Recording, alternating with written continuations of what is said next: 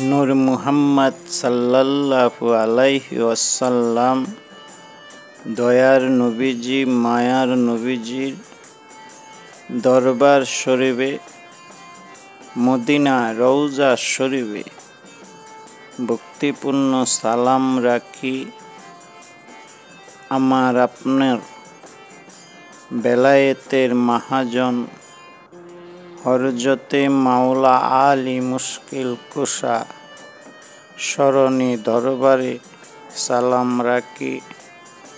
খাতুনে জান্নাত মা হাতেমা দরবারে স্মরণে সালাম রাখি। হরজতে আলী ইমামে হোসাইন হরজতে আলী ইমামে হোসাইন হাসাইনের দরবারে সালাম ভক্তি সালাম রাখি।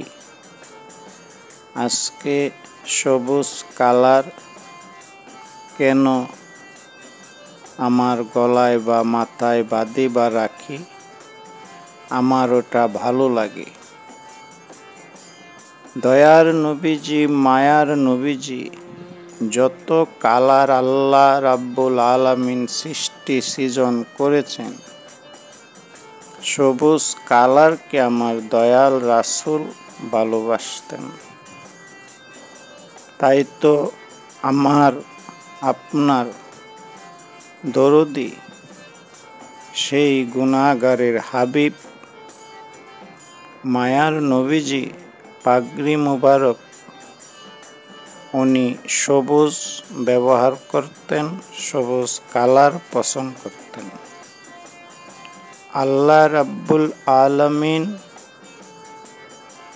তাই দেখিয়ে ওহির মাধ্যমে জানাইয়া দিল, তুমি বলে দাও দোস্ত, সবুজ কালার পছন্দের কারণে সারা বিশ্বে পৃথিবীর মাধ্যমে 3 ভাগের 2 ভাগ আমি সবুজ কালার করে দিয়েছি। তাই তো গাছপালা তরুলতা 2 ভাগেই 3 ভাগের মধ্যে 2 ভাগ সবুজ কালার। সেই দয়াল রাসূলের মতো মাওলা আলী মুশকিল কুশা হরজতে আলী সবুজ কালার পাগড়ি ব্যবহার করতেন। খাতুনে জান্নাত মা হাতেমা সবুজ কালার পছন্দ করতেন। হরজতে আলী ইমামে হাসানি সবুজ কালার পছন্দ করতেন। হরজতে আলী ইমাম হুসানি সবুজ কালার পছন্দ করতেন। সেই হুসানি আওলাদ হতে বেলায়েতের মুর্শিদ, বেলায়েতের ওলি, ওলিরও ওলি কাজা আজমিরি, কাজা মাইনুদ্দিন বাবা সবুজ কালার পছন্দ করতেন।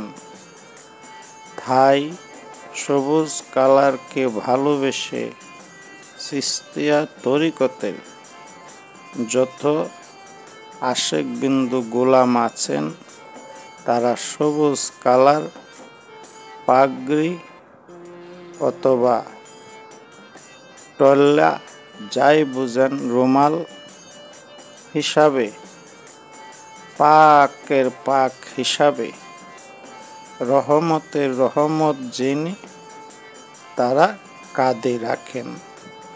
শেষ করলাম আপনার কথা।